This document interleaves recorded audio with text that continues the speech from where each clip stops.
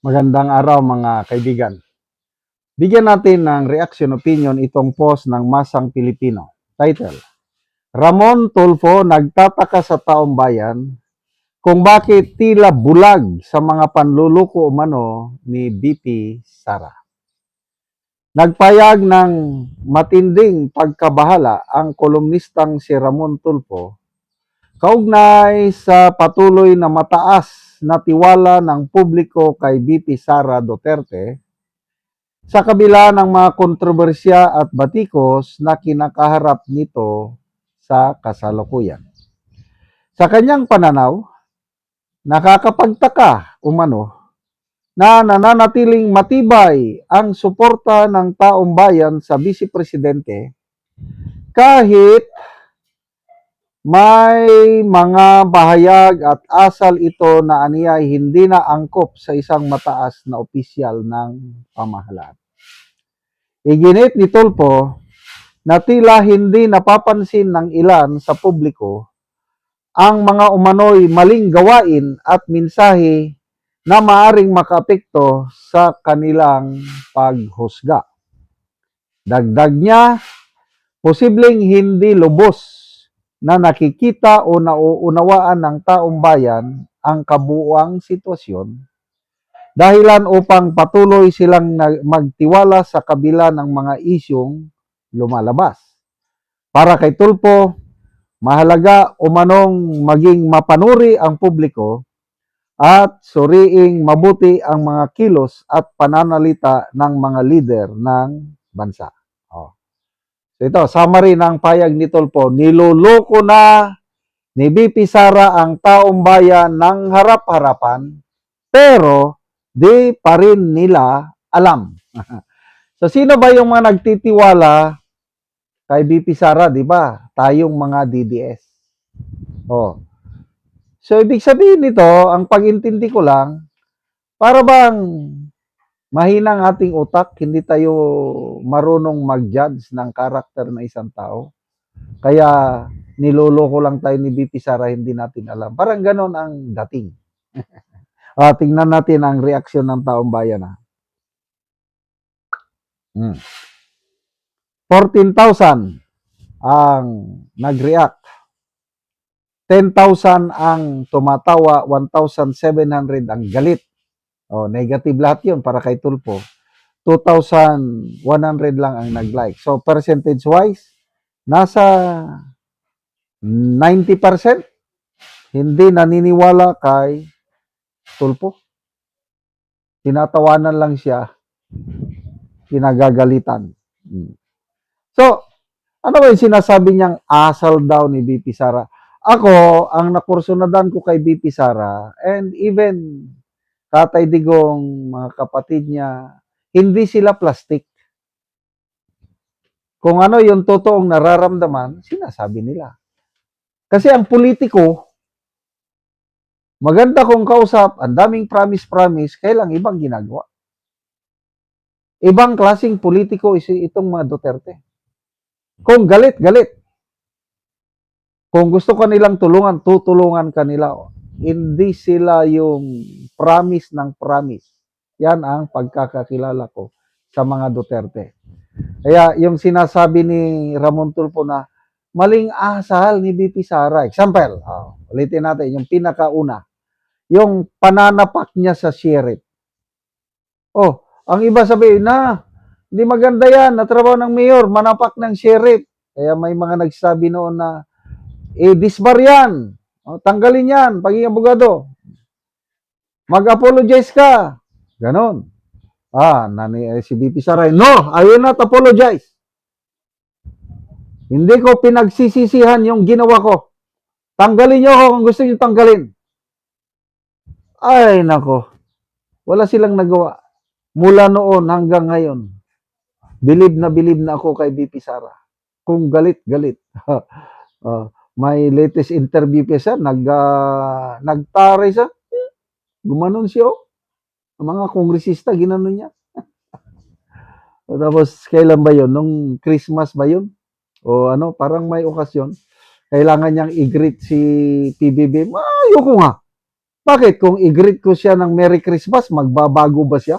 Hindi naman. Walang greetings. Kung galit ako, galit. Ganon. Oh, nung ginigipit na nila, kukulong na nila si Atty. Laika Lopez. Talagang galit na galit, nag-press conference. Kaya doon, nilabas niya yung galit niya pag may mangyari sa akin. Pag igurgur nila ako, may nakontak na akong tao, gugurgurin din sila. Ganon. Yan, palaban. Hindi natatakot. Diyan kami, diyan ako, bumibilib kay VP Sara. But anyway, Mr. Ramon Tulfo, pagbigyan mo naman kami. Hindi naman kami otso-otso. Iba talaga ang dating ng mga Duterte. Hindi sila pangkaraniwan na politiko. Kaya, alala ko pa nung, I think October last year. Last year ba yun? Yung may malakas na lindol sa Davao.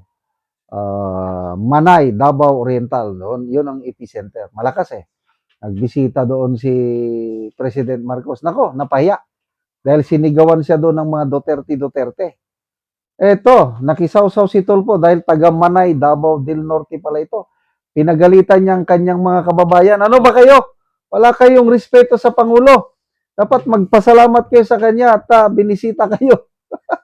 Ay, nako, sinupalpal ng taga Davao, Manay, Davao del Norte itong si Tulfo. Bakit? Pipilitin niyo kami na magrespeto?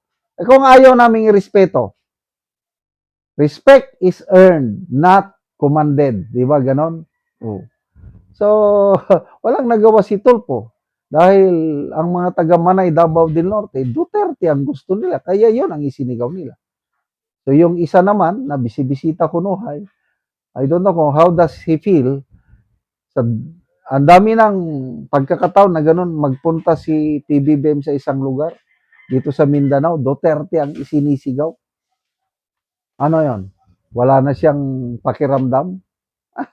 To me, nakakahiya yun.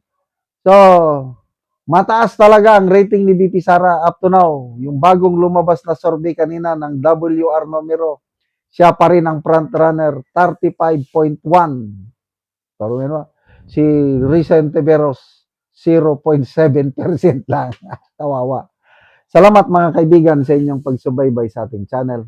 Nakakatulong kayo ng malaki sa tribong Talanding ng Bukidnon dahil ang income natin sa channel na ito is pantulong sa tribo.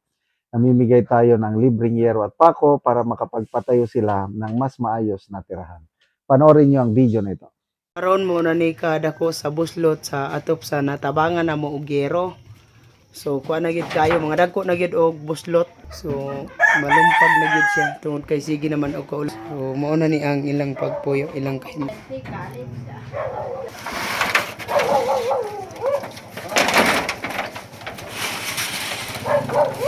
Kaya may tempo na na. Panaan niya kung gusto sa ginala na inon sa abo. Ay dali ka mo. Ay ka mo da. Og mao na ni ang among gihatag nga yero. So makatop na gid sila ang ante. Nay, tumatag na sin. Kami karakter sa mong balay. Wala yun.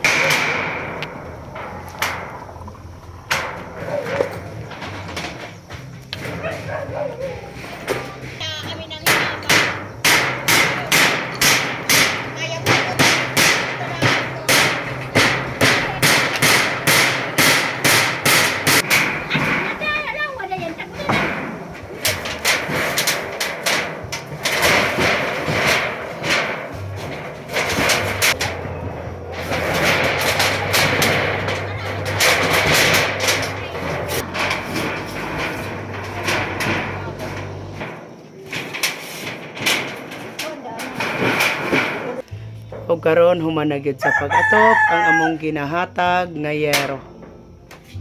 Salamat sa Ginoo nga ilis mi og atop og sa nag-sponsor nga 25 na katuig nga sin nailisan gyud. So bansing ko nakatuig anti inyong atop. Oh, 25 na katuig kaya pa na. So nga naman ante sa bansing ko nakatuig wala mo nakapalit og yero nga inyong ikapuli. Tungod daghan ang akong mga estudyante nga akong gisuportahan. O unsa na yung mga grade ante sa inyong estudyante? First year college, dayon graduating sa grade 12, Oh. grade 10, Oh. grade 6, grade dayon preschool. So dagan imong estudyante. Oh, So dito ra gid imong kwarta. dito ra gyud ang akong kwarta paingon sa akong mga estudyante. So salamat kayo ante. Pasalamat sa